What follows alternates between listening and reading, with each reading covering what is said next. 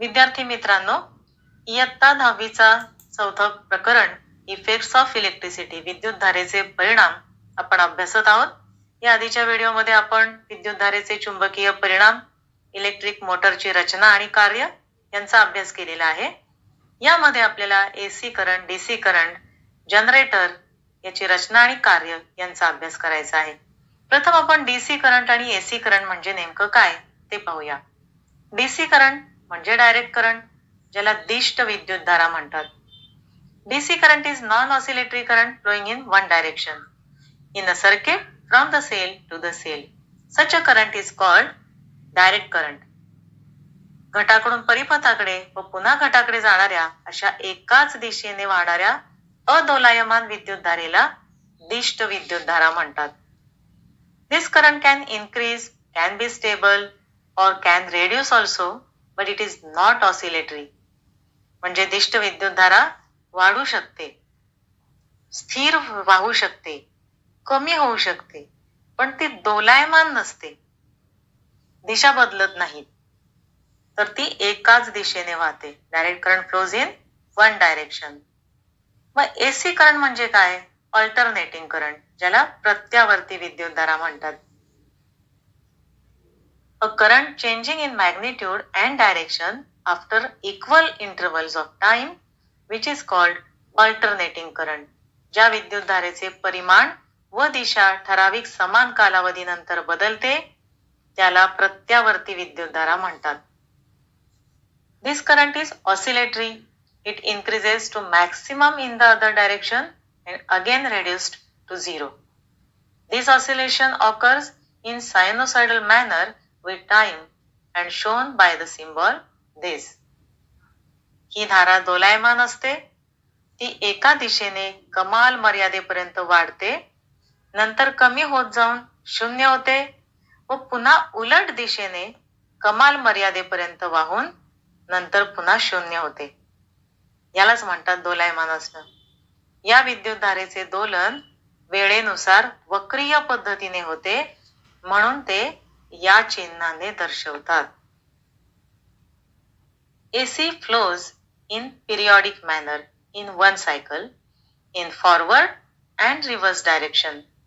प्रत्यावर्ती विद्युतधारा आवर्ती पद्धतीने एका चक्रात सुलट व उलट दिशेने वाहते. आवर्तन म्हणजे काही ठराविक कालावधीनंतर पुन्हा पुन्हा तीच क्रिया होणं. In India one cycle changes in 1/50 second. That is the frequency of AC is 50 hertz, 50 cycles per second. भारतात विद्युत केंद्रात होणाऱ्या वीज निर्मितीमध्ये असे एक चक्र 1/50 सेकंदात म्हणजेच 0.02 सेकंदात पूर्ण होते आणि म्हणजेच या विद्युतधारेची वारंवारता 50 हर्ट्ज इतकी असते. When the electric power is transmitted over a long distance, it is beneficial to have it in AC form as power loss is minimum. विद्युत शक्ती लांबवर वाहून नेताना ती प्रत्यावर्ती रूपामध्ये नेतात, कारण या धारेमुळे शक्तीमध्ये जी घट होते ती कमीत कमी होते. The home supply is of AC. घरगुती वापरासाठीचा विद्युत पुरवठा प्रत्यावर्ती विद्युतधारेचाच असतो. या इमेजमध्ये आपल्याला AC करंट आणि DC करंट सर्किट दाखवलेलं आहे. परिपथ DC डायरेक्ट करंट जो आहे, दिष्ट विद्युतधारा एकाच दिशेने जाते आणि अल्टरनेटिंग करंट म्हणजे एक सर्कल डाव्या बाजूने आणि मग एक उजव्या बाजूने असं कंप्लीट करते. म्हणजेच हे दोन्ही दिशांनी ही विद्युतधारा वाहत असते. इलेक्ट्रिक जनरेटर, विद्युत जनित्र.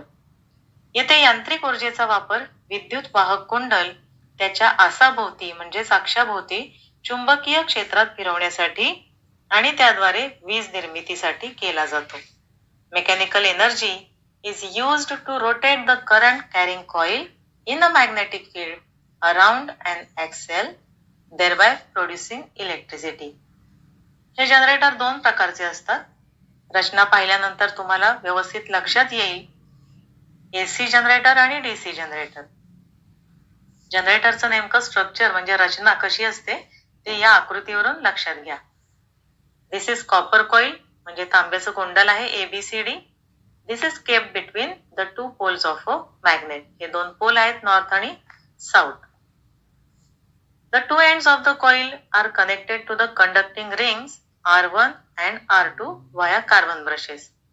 म्हणजे ही जी कॉईल आहे कुंडल आहे त्याची दोन टोकं R1 आणि R2 या कड्यांना कार्बन ब्रशच्या मार्फत जोडलेली असतात. Both the rings are fixed to the axle. ही दोन्ही कडी पहा इथे या अक्षाला धरून बसवलेली आहेत. As the axle starts rotating, the coil ABCD also starts rotating. हा अक्ष फिरू लागला की त्याच्याबरोबर कुंडल ABCD सुद्धा फिरू लागते. Carbon brushes B1, B2 are connected to the galvanometer that shows the direction of current. हे जे दोन कार्बन ब्रश आहेत स्टेशनरी असतात, स्थिर असतात, हे गॅल्व्हॅनोमीटरला कनेक्ट केलेले आहेत जे आपल्याला विद्युतधारेची दिशा दर्शवतात. अक्ष फिरला की AB शाखा वरती आणि CD ही शाखा खाली येते. Upon rotating the axle, branch AB goes up and CD goes down. म्हणजेच काय, ही कॉईल कशी फिरणार आहे मग? क्लॉकवाईज डायरेक्शनने फिरणार आहे. फ्लेमिंगच्या उजव्या हाताच्या नियमानुसार AB व CD मध्ये इंड्युस्ड करंट म्हणजे विद्युतधारा कोणती असणार आहे? प्रवर्तित. ती निर्माण होते आणि ABCD असा करंट फ्लो होतो.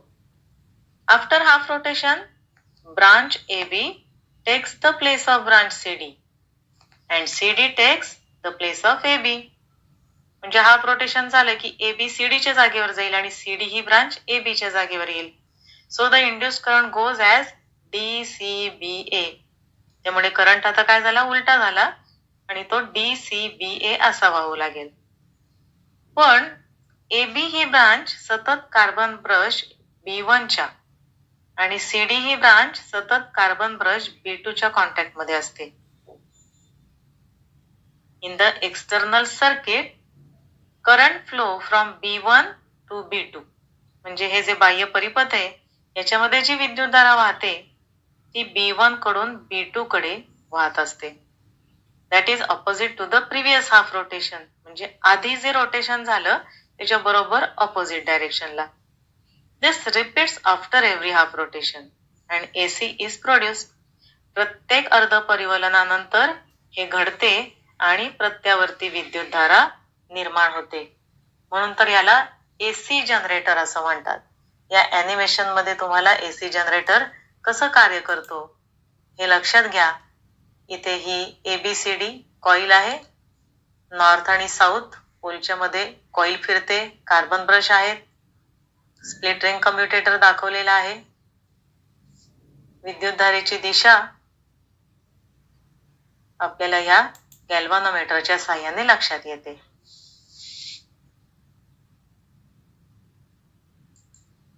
AC जनरेटर आणखी एक तुम्ही त्याचा व्हिडिओ पाहू शकता.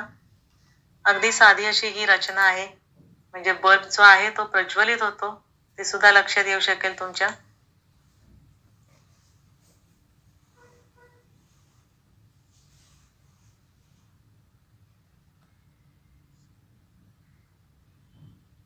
धरणामध्ये जे पाणी असतं साठवलेलं उंचीवरती, हे उंचीवर साठवलेल्या पाण्याच्या साह्याने कशी विद्युत निर्मिती होते हे या व्हिडिओच्या साह्याने तुमच्या लक्षात येईल. कारण आपण जनरेटरचं कार्य पाहतोय आणि मग जनरेटरनी कशी विद्युत निर्मिती होते आणि हा अल्टरनेटिंग करंट म्हणजे नेमकं काय पहा. इथे हे ॲनिमेशनच्या स्वरूपामध्ये दाखवलेलं आहे.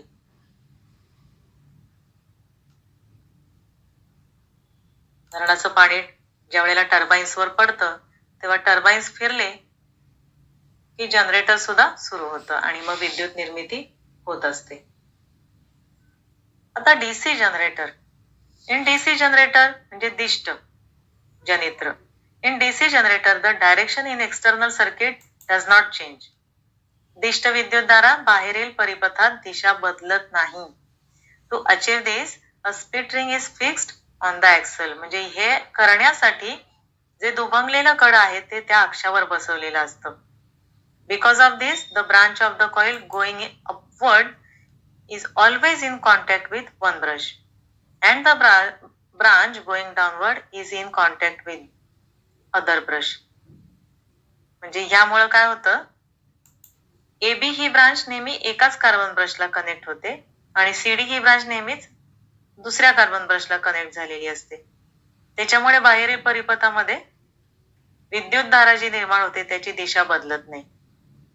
Hence the current flows in one direction in the external circuit. आणि म्हणूनच या जनरेटरला DC जनरेटर म्हणतात, डायरेक्ट करंट. इथं इमेजही दाखवलेली आहे. या इमेजमध्ये स्प्लिट रिंग कम्युटेटर म्हणजे दुभंगलेलं कडं, कार्बन ब्रश, नॉर्थ आणि साऊथ पोल, त्यांच्यामध्ये फिरणारं कॉईल आणि नॉर्थ कडून साऊथ कडे असणारी मॅग्नेटिक फील्डची डायरेक्शन दाखवलेली आहे. या व्हिडिओमध्ये देखील आपल्या लक्षात येते हे देखील रोटेशन कशा पद्धतीने होते आणि करंट गॅल्व्हॅनोमीटर मध्ये दिसतोय आपल्याला एकाच दिशेने आहे.